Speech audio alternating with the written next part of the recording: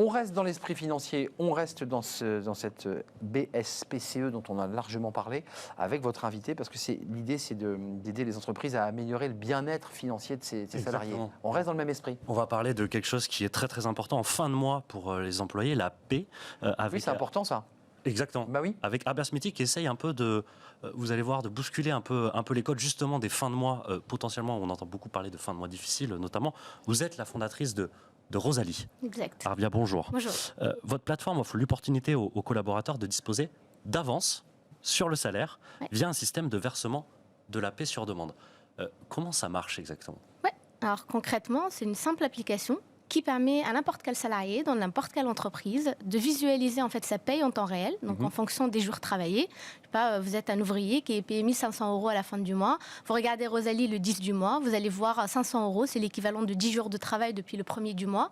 Et vous avez un besoin urgent tout de suite de 150 €. Je peux la virer sur mon compte. Vous cliquez, on a un bouton, 150 € et elle est instantanément J'imagine qu'il faut avoir le droit accordé de son entreprise. Alors, vous avez des entreprises partenaires avec votre application. Exactement. Donc nous, en fait, cette application-là, on la met à disposition plutôt des entreprises, pas aux employés. Et donc les entreprises payent justement ce service-là et l'offrent à leurs employés sous forme d'un avantage ou un bénéfice en fait salarial pour le well-being financier, en tout cas le bien-être financier de leurs salariés, une marque employeur positive, donc meilleure rétention, meilleure productivité, baisse de turnover. Mais aussi, il faut savoir que la compte sur salaire est obligatoire en France. Donc, elle le voit c'est un droit. C'est un droit. Ah, c'est un droit, absolument. Et donc, c'est géré de manière totalement manuelle, malheureusement, du côté des employés qui envoient ça avec des recommandés, avec accusés de réception. C'est toujours un peu gênant d'aller demander une avance. Complètement. Et aussi sous forme de papier et d'Excel de la part en fait, des entreprises. Et c'est de la trésor en plus qu'il faut qu'ils sortent. Donc nous, on avance cette trésorerie pour que ça soit vraiment beaucoup plus léger pour les entreprises, beaucoup plus simple. Et en fait, on apporte ce flux-là de manière, avec une techno, bien sûr, derrière, de manière instantanée aux employés quand ils le font. Quel retour vous avez de la part des RH et des services RH sur ce genre de... Excuse-moi, ça me surprend, en fait. C'est nouveau. C'est vrai que c'est une question de culture aussi. Et en préparant l'émission, j'ai trouvé que c'était notamment un concept très diffusé et très connu dans les pays anglo-saxons, un peu moins en France. Absolument. Donc, quel retour vous avez de la part des DRH français?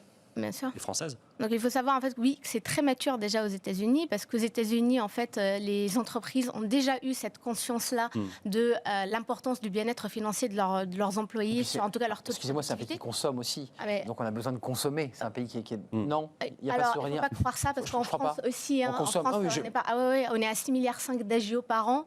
On est quand même assez... Enfin, les 6,5 milliards d'agio bancaires. Ah oui, seulement d'agio bancaires, sans parler en fait des taux d'intérêt, des prêts à la consommation, etc. En fait, ce que vous nous dites, c'est que c'est une manière aussi pour la personne, au lieu d'aller pousser la porte de sa banque ou de se mettre à découvert, de pouvoir avoir une gestion beaucoup plus intéressante et d'éviter, comme on dit à la fin du mois, d'avoir le banquier qui vous envoie... C'est exactement ça, en fait, qu'on fait. C'est important.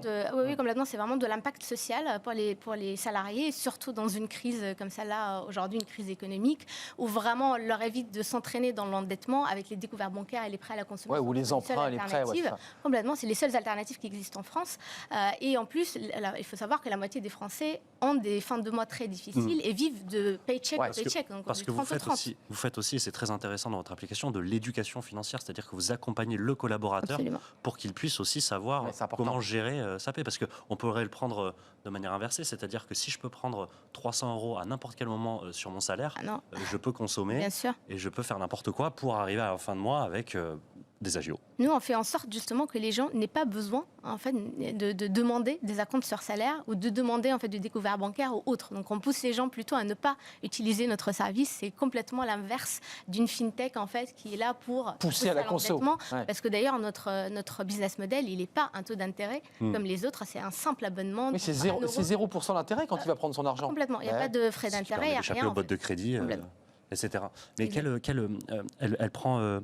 elle prend quelle forme, cette éducation financière? Vous intervenez dans les entreprises avec le collaborateur pour essayer de faire du coaching, en fait, des visios avec eux pour leur expliquer comment gérer leur... il faut savoir que déjà, avec notre première fonctionnalité d'acompte sur salaire, grâce à la data, on permet en fait de détecter les gens avant qu'ils rentrent dans du surendettement, ce qui aujourd'hui n'est pas le cas en fait. Vous avez des warnings qui vous disent attention. Mais complètement, parce qu'on voit en fait les gens systématiquement qui demandent des acomptes ou qui vraiment sont ceux-là, il faut problème. les aider. Et là, vraiment, on les détecte en fait à l'avance et on les envoie, on les redirige en fait vers les bons assistants sociaux ou autres, alors que dans les entreprises aujourd'hui, malheureusement, c'est trop tard en fait, quand vraiment une personne elle est déjà complètement dans le rouge et endettée à jamais, elle fait vraiment appel à l'entreprise qui la redirige parce qu'elle est obligée de le faire vers ça. Et après, en fait, on veut intervenir de manière beaucoup plus importante en regardant vraiment le compte bancaire et en coachant justement les dépenses Arbia, avant de nous quitter, des question pratique, parce que je trouve que c'est un outil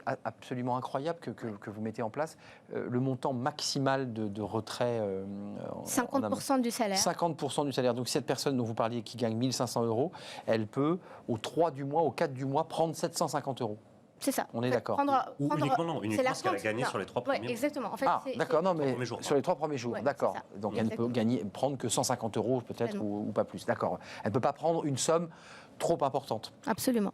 Mais on s'adresse en fait à toutes sortes d'entreprises, PME, ETI, grands groupes, dans différentes verticales, comme le retail, l'hôtellerie, la grande distribution, l'industrie, le transport. Là où en tout cas il y a le plus de col bleu, parce que c'est là où il y a en fait aujourd'hui le plus de demandes d'acompte sur salaire. Bien sûr. Donc de parce que salaire bas, parce que difficulté. Exactement. Le développement de votre entreprise, c'est quoi aujourd'hui là? C'est quoi en 2 mots Alors en fait, on a lancé fin de l'année dernière, et donc aujourd'hui on est en phase pilote avec les premiers grands groupes et les premiers clients qui sont vraiment, comme j'ai dit, dans le retail, dans le food, dans pas mal en fait de secteurs. Et l'idée justement, c'est d'étendre ça au maximum de salariés, maximum en fait d'entreprises, et d'emborder peut-être demain des millions de salariés en les aidant. Et en les aidant aussi à faire de l'éducation, évidemment, à la gestion de ces comptes. C'est pas toujours facile. Merci. Merci à vous. Arbia Smithy, fondatrice de Rosalie. Je vous ai pas demandé pourquoi Rosalie d'ailleurs.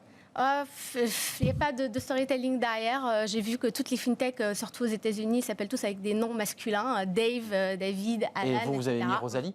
C'est normal. Mais oui, Rosalie, c'est joli, c'est très joli, Rosalie. Voilà. Merci Arbia, merci Mathieu Amaré. On se retrouve très bientôt, demain peut-être, ou après-demain. Moi, la semaine prochaine. La semaine prochaine. Jérémy. Jérémy Cléda, évidemment. La semaine prochaine. À très bientôt. Tout de suite, c'est notre cercle RH. Aujourd'hui, on l'a consacré à un grand entretien parce que c'est intéressant d'avoir aussi des DRH d'entreprises emblématiques. Et là, c'est Nespresso, évidemment. Le café, comme un objet de luxe, eh bien, elle est avec nous car ces boutiques sont restées ouvertes pendant le confinement. Et elle va nous raconter, évidemment, à la fois son travail de DRH et puis l'entreprise qui se projette, évidemment, sur l'après-confinement. C'est tout de suite. Restez avec nous.